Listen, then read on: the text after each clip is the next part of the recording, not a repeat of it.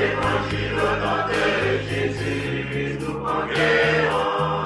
Nous sommes guerriers pour l'évangile. Évangile au nom de Jésus, nous conquérons. Quelle que soit la nécessité, Nous conquérons. Au nom de Jésus, nous conquérons. quelles que soient les épreuves, Nous conquérons. Au nom de Jésus, nous conquérons. quelle que soit la nécessité, Nous conquérons. Au nom de Jésus, nous conquérons.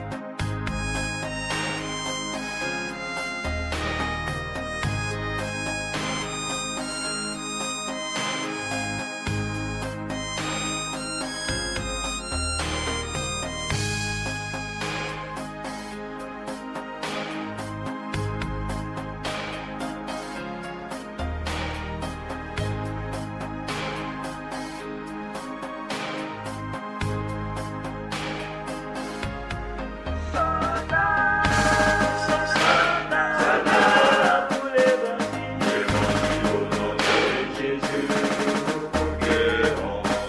Nous sommes guerriers pour l'évangile. Évangile au nom de Jésus, nous conquérons. Nous sommes vaillants pour l'évangile. Évangile au nom de Jésus, nous conquérons. Nous sommes soldats.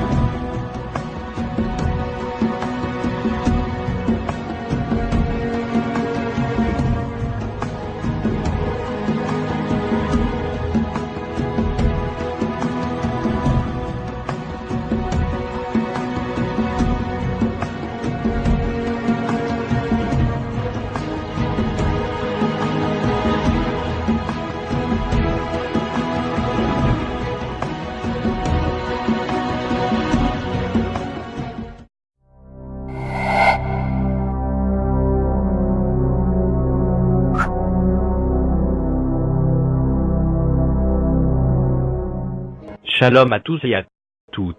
Nous sommes de retour pour une autre exposition des œuvres des ténèbres, en vue de vous ouvrir les yeux.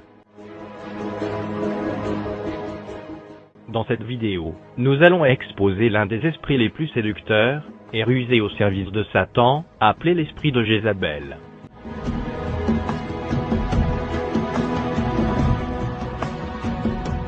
Démon séducteur et l'esprit de Jézabel.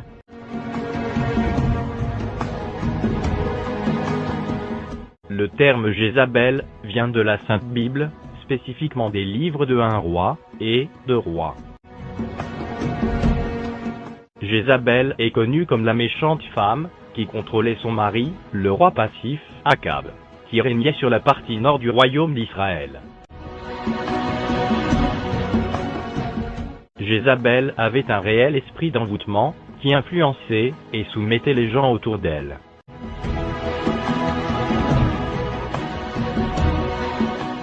L'histoire biblique de l'esprit de Jézabel, le démon de la convoitise et de la séduction. Akab, fils d'Omri, régna 22 ans sur Israël à Samarie. Il prit pour femme Jézabel, et il alla servir Baal, et se prosterner devant lui. Il éleva un autel à Baal, dans la maison de Baal qu'il bâtit à Samarie. Il n'y a eu personne qui se soit vendu comme Akab, pour faire ce qui est mal aux yeux de l'Éternel, et Jézabel, sa femme, l'y excitait.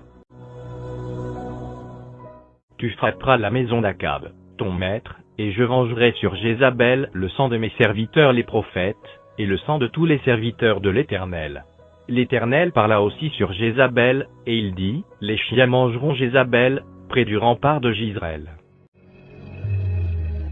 Maintenant, comprenons-nous le passé de la reine Jézabel, comment elle a séduit le roi Akab, pour qu'il serve le faux Dieu Baal, et qu'il assassine plusieurs centaines de prophètes de Dieu. Voyons maintenant comment cet esprit se manifeste, et séduit des millions de personnes, aujourd'hui.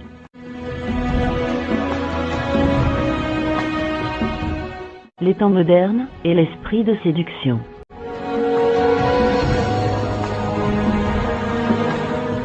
La disposition de celui qui regarde est conseillée, à cause des scènes qui suivront. Cet esprit démoniaque est l'un des esprits qui travaille le plus communément aujourd'hui, et c'est un puissant ennemi du corps de Christ. La Jézabel moderne est fondamentalement un esprit de domination, qui travaille au travers de la convoitise des yeux, la convoitise de la chair, et l'orgueil de la vie.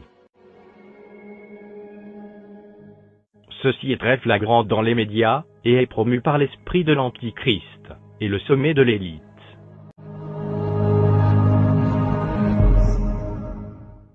Les femmes sont le plus souvent promptes à copier ces scènes sensuelles et érotiques, où les hommes sont particulièrement aveugles, et sont les victimes faciles de la subtilité de ces enchantresses.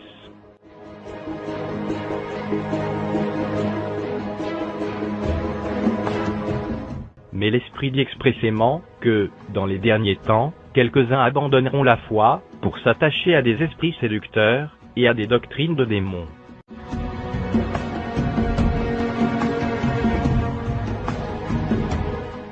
Cet esprit de séduction utilise les hauts niveaux de la magie noire et ne se manifeste pas uniquement au travers des gens, mais son impact peut être vu dans les publicités, le divertissement, le nudisme, la pornographie et bien plus.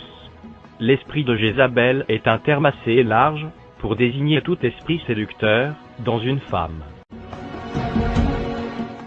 Maintenant, regardons attentivement cet esprit manipulateur de séduction en action.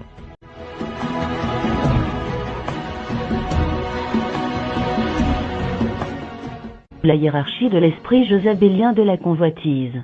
La programmation de la princesse.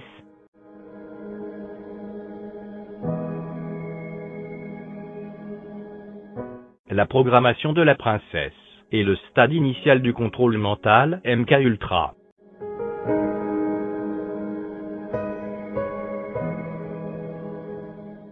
La programmation de la princesse commence au plus bas âge, pour garder les jeunes filles loin du droit chemin.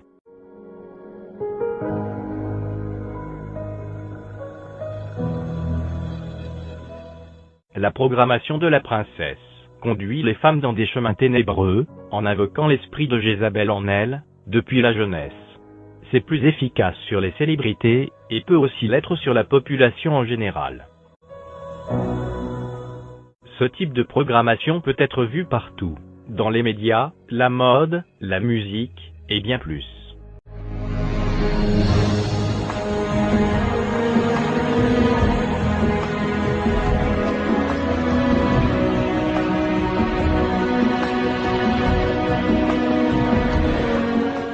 Ici, vous pouvez voir l'un des défilés de mode les plus occultes et symboliques de cette année 2016. Vous pouvez voir défiler plusieurs mannequins, belles et séduisantes, sous le contrôle de la technologie MK Ultra. Ce type d'image a un impact énorme sur le subconscient des femmes.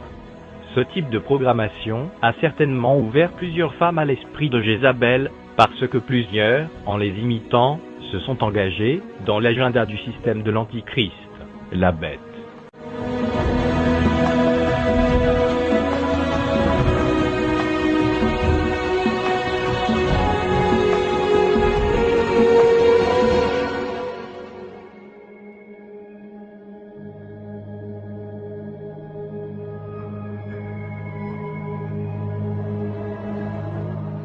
La hiérarchie de l'esprit jezabélien de la convoitise. Médusa, la séductrice.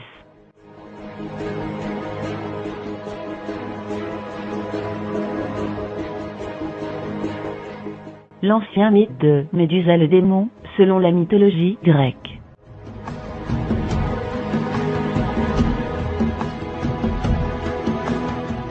La tête de Médusa est aussi un symbole très occulte, associé au démon de convoitise et l'esprit de Jézabel.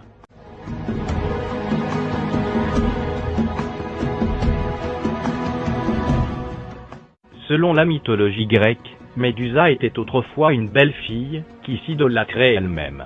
Elle avait dès le départ l'esprit de Jézabel en elle. Elle était toute la journée devant son miroir et répétait combien de fois elle était belle. Cette obsession l'a manifestement conduite à devenir ce démon que nous connaissons, Médusa, l'esprit de convoitise. Le visage de Jézabel dans les médias. Médusa dans les films, la musique, les vidéos, la mode, etc. L'esprit de Jézabel a plusieurs visages. L'un de ces visages que l'élite d'Hollywood aime utiliser est celui de Médusa.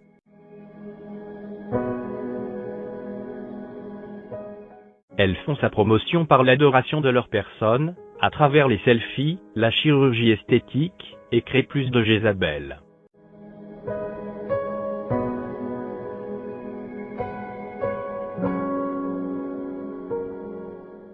Versace.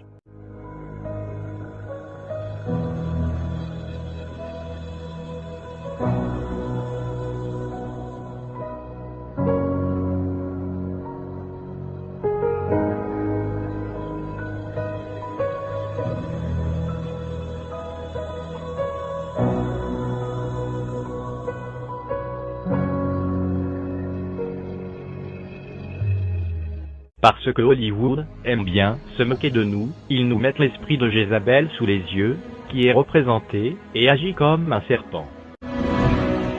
Le serpent est un symbole puissant de tentation, des ténèbres, de Satan, de la séduction et de la convoitise. La femme avec le serpent représente aussi la déesse mythique Nebula, que plusieurs croyances occultes disent qu'elle tente à Ève dans le jardin.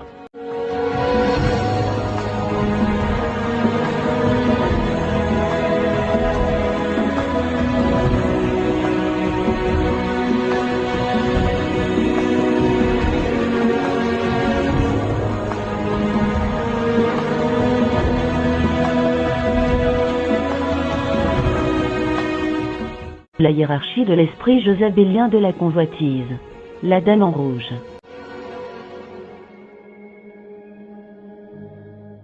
La dame en robe rouge est l'arme secrète de Satan, des plus hautes sphères, de l'esprit de Jézabel.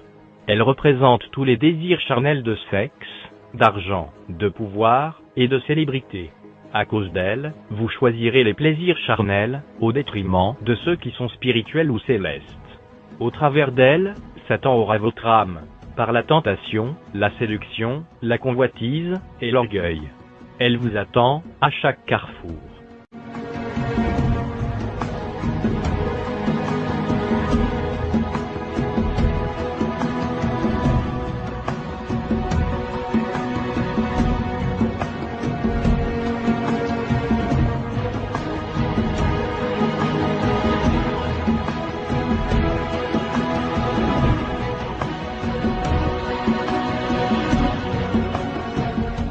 La Dame en rouge est un symbole purement occulte, utilisé par l'industrie du divertissement des Illuminati et les médias.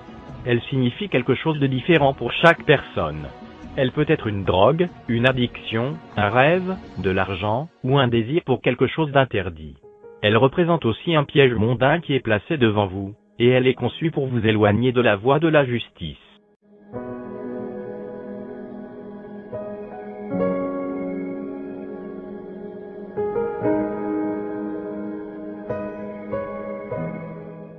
Comme vous l'avez vu, les caractéristiques de Jézabel constituent l'image de la femme émancipée. Beaucoup de femmes sont si séduites par les médias, tous les jours, qu'elles ont déjà l'esprit de Jézabel en elles. Spécialement dans cette génération. Jézabel est toujours sous les feux des projecteurs. Elle est toujours celle qui est au centre de toutes les attentions. L'attention est très importante pour les Jézabel. Ce sont des femmes errantes, et vous serez tenté de convoiter leurs yeux ou leurs lèvres.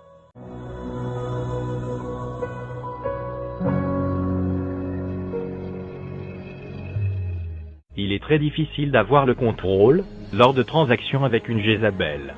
Et si vous répliquez, elle est capable de vous séduire en envoyant un esprit de convoitise sur vous. Si la Jézabel est très puissante, elle peut vous placer sous une malédiction parce que vous avez cédé à sa tentation. Veillez sur ces signes de la Jézabel de tous les jours.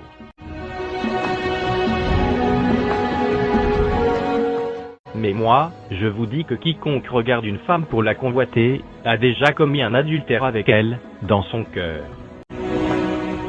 Si ton œil droit est pour toi une occasion de chute, arrache-le et jette-le loin de toi. Les Jézabel aiment aussi opérer seules, et la plupart d'entre elles savent exactement ce qu'elles font, à certains niveaux. Mais chacun est tenté quand il est attiré, et amorcé par sa propre convoitise. Puis la convoitise, lorsqu'elle a conçu, enfante le péché, et le péché, étant consommé, produit la mort. Heureux l'homme qui supporte patiemment la tentation, car, après avoir été éprouvé, il recevra la couronne de vie que le Seigneur a promise à ceux qui l'aiment. Que notre Seigneur Jésus-Christ bénisse abondamment chacun de vous.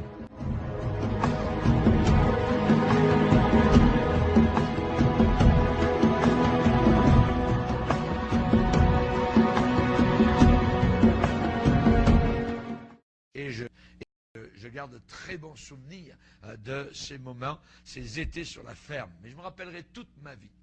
C'est que dans le village, de l'autre côté de la rue, en vacances chez mon oncle André et ma tante Madeleine, dans ma tante jeunesse, environ 12 ou 13 ans, là en face vivait une famille qui ne croyait pas en Dieu et qui blasphémait régulièrement, qui n'allaient jamais à quoi que ce soit de religieux. C'était des bonnes personnes, voyez, on se saluait, ils avaient leurs animaux aussi. Moi, quand j'allais emmener les troupeaux dans les champs que ce soit, je rencontrais le monsieur ou la dame, ainsi de suite, voyez, des bonnes personnes morales, gentilles, de merveilleux voisins, mais aucune attention, aucun souci pour les choses spirituelles. Et un jour, la mère de cette famille est morte. Tant que je vivrai, je me rappellerai les cris. Les cris de cette femme sur son lit de mort. Elle était là, en face, dans la maison, et on entendait dans le village les cris de cette femme qui était en train de mourir. Elle plaidait, elle demandait à ceux qui étaient autour d'elle de l'empêcher de mourir. Elle suppliait le docteur, le médecin, de faire quelque chose pour sauver, pour épargner sa vie. On l'entendait crier. Ça a duré longtemps, voyez, tout un après-midi.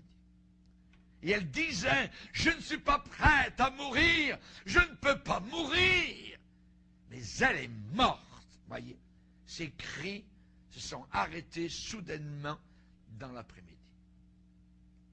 D'un coup, on n'a plus entendu dans le village aucun cri.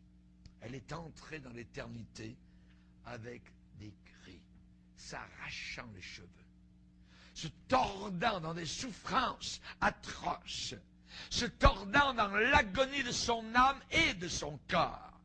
Si cette femme croyait dans l'existence de Dieu, je ne le sais pas, mais elle avait vécu comme s'il n'y avait aucun Dieu. Elle est morte de la mort d'une folle, d'un fou.